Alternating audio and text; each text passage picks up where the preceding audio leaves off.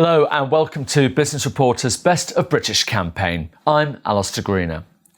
Even Western nations struggle with the management of their healthcare and fundamental infrastructure. But this is just a dream for so many countries who suffer from extreme poverty, natural disasters, conflict, terrorism, and have governments with limited funds.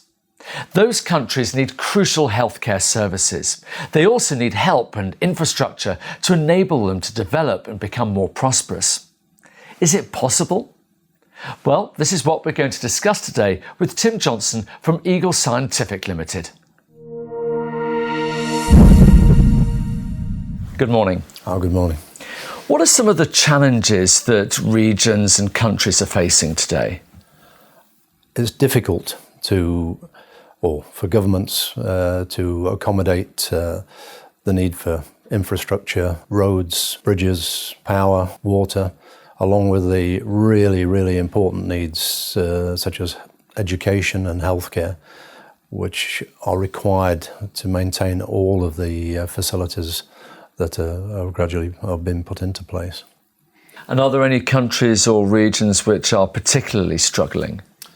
Most of the countries in sub-Saharan Africa are finding difficulties. They have, again, the population problems. Some of them deal with insurrections, such as Nigeria, and others with civil wars that have died down, Sierra Leone, Liberia, and of course the Ebola crisis. Investing money into future projects becomes even more difficult as they find just retaining the day-to-day needs such a burden. Tell us a little bit more about Eagle Scientific. Where do you fit into all this? How do you help? Some of our work is done as tender requests. Countries devise their own lists of requirements, or institutions develop their own requirements, and they put those out to international tender, and we will respond to those, and we're in the mix then, hopefully with the best solution and the best pricing. In other cases, we become more involved with the clients and help to develop the projects. So we need to get to the bottom of the requirements, and then we will put together what we believe to be the best solution to meet their requirements, whatever they may be, for a clinic, for a vocational training facility, or for a university department. You talk about we. Tell us a little bit more about who the team is behind Eagle Scientific. We have a fairly large team of very well qualified individuals, not just well qualified, very experienced. They've got decades of experience. We have a mixture of skills where we have engineers, we have scientists. For all of these solutions that we have, we still have to deliver those solutions. So once we've achieved the process, we've gone through the tender process, we refer the requirements back to the team.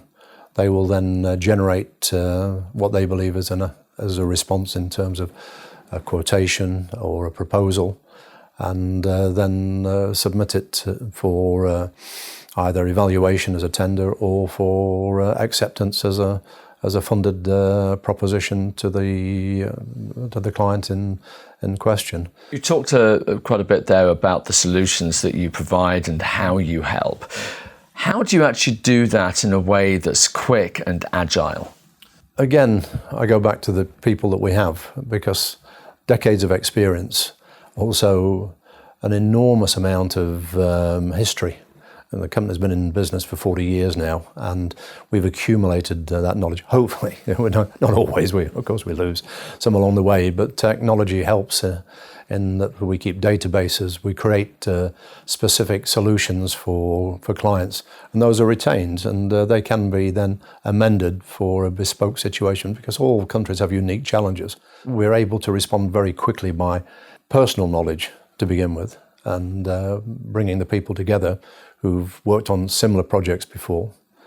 Then we look at what we have available and add to that where it's necessary, where the solution we have is not necessarily adequate for the country or the state or the facility involved, and try and make it more bespoke and tailor it to their needs. What about the future? Where do you see that going? What should we be looking for over the next 5 to 10 years? I don't think that population growth is going to slow. So I believe that the answer will have to be in increasing the flow of funds into those territories, those countries, and ensuring that we put together sufficient resource to enable them to solve the problems that they have. They will really need as much help to get through this next step as possible, along with the needs of educating people, which is a priority, but you still have to make sure that water, power and communications are dealt with. So I think the more that we assist in increasing the resource that we make available to those countries, the more quickly they're going to go through and to become trading partners and stabilise their own environments. As you say, these aren't problems that are going to be going away. The challenges that these countries have, if anything, will probably get greater over the years. So it's really interesting to see how different solutions can actually really make a difference to their future. It's been great finding out more. Tim Johnson from Eagle Scientific, thank you very much indeed. Thank you very much.